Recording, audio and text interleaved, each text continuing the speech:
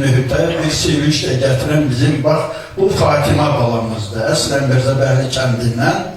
Mirəsən müəllim dedi ki, gəl, valla bir yaxşı bala var, yaxşı da qələmi var. Gəl ona dəstək ola.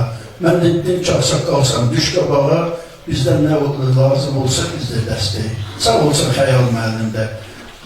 Biraz biz də xeyirli sözlərini yazdı, Ərsə bir gözəl kitab çıxarıb və özü də sevindirici haldır ki, Qəbələnin bütün şəhidləri orada şeir, onların qırığına şeir həsb edib. Bax, ona o kitab münasibətində təbrik edirik və bir gündə inşallah bir yerdə onun kitabını təqdimat edəcək.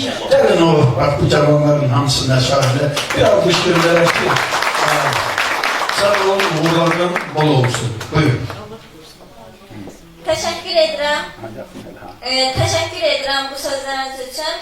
İlk öncə hörmətli Mirəsə müəllimin 75 illik yubileyi münasibəti ilə ona uzun ömür, can sağlığı və yeni yaradıcılığında uğurlar arzu edirəm.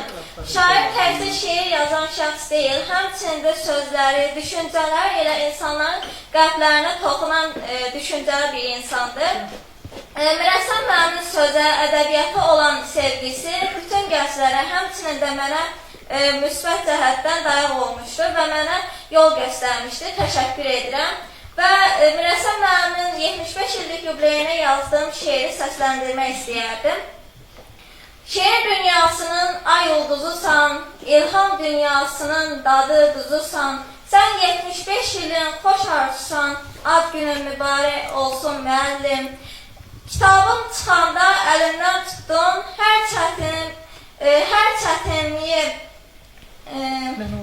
mənə unutturdun. Hər çətin anında dayaq sən oldun, ad günün mübarək olsun müəllim. El ova içində tanıtdın məni, hər kəsə hörmətlə anlattın məni. Elmin işığı ilə ucaqdın məni, ad günün mübarək olsun müəllim. Ömürlərimizi doğruluşdur, inanıram. Ama onun bir istidadı da var. Bak, Mirəsən müəllimə bu portreti də onun əl işidir. Bayaq deyirdim oxşamır, amma belə baxanda vallahi oxşamır. Düzdürmü? Mən deyirdim oxşamır. Fatimə bana sağ ol. Ömrün sonunda deyirsən ki, özüdür ki var. İmkanların əlindən alıram ya, parça bana.